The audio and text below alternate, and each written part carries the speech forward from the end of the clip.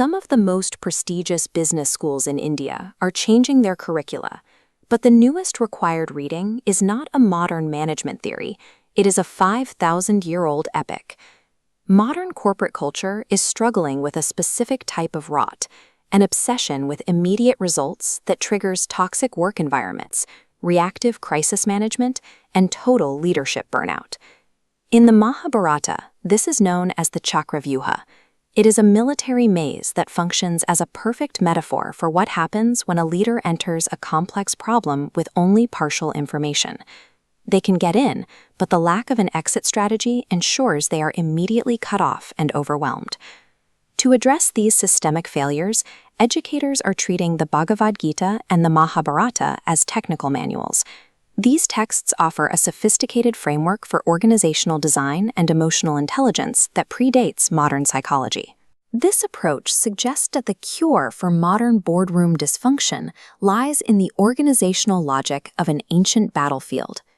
The Kurukshetra war began with a massive resource mismatch. The Pandavas fielded 7 military divisions, while their rivals, the Kauravas, commanded 11. The Kaurava army functioned like a bloated, rigid corporation. Their legendary commanders operated in disconnected silos, prioritizing individual reputations over a shared objective.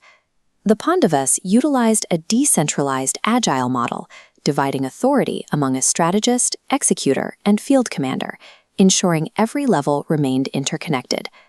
This structure removed the reliance on any single rock-star general. By distributing power, the Pandavas created a resilient system where the loss of one individual could not trigger a total collapse. In this specific conflict, a fluid network of committed teams was able to identify and exploit the static points of failure within a much larger, rigid organization.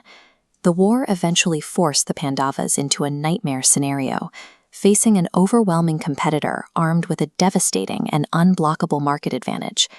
To manage this crisis, Krishna executed a contingency plan involving the sacrifice of an ally, Ghatotkacha.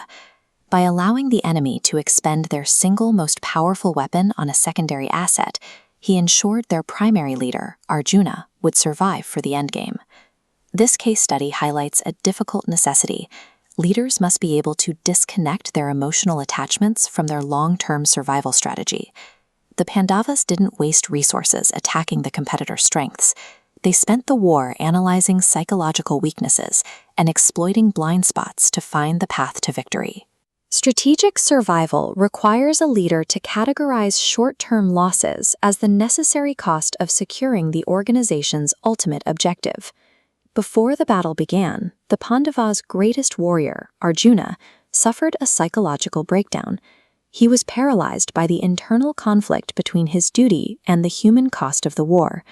Krishna's solution was the concept of karma yoga, taking action while completely detaching oneself from the results. It is the discipline of focusing entirely on the process. This requires the leader to engage in high-stakes conflict with absolute firmness, while ensuring that personal ego and hatred are removed from the decision-making process. By treating market forces and final outcomes as variables beyond their control, a leader redirects their cognitive energy toward the execution of their immediate duty. This creates the equanimity required to make clear decisions in high-pressure environments. The Kurukshetra war concluded with its most powerful strategist voluntarily choosing the lowest status role on the field, a charioteer.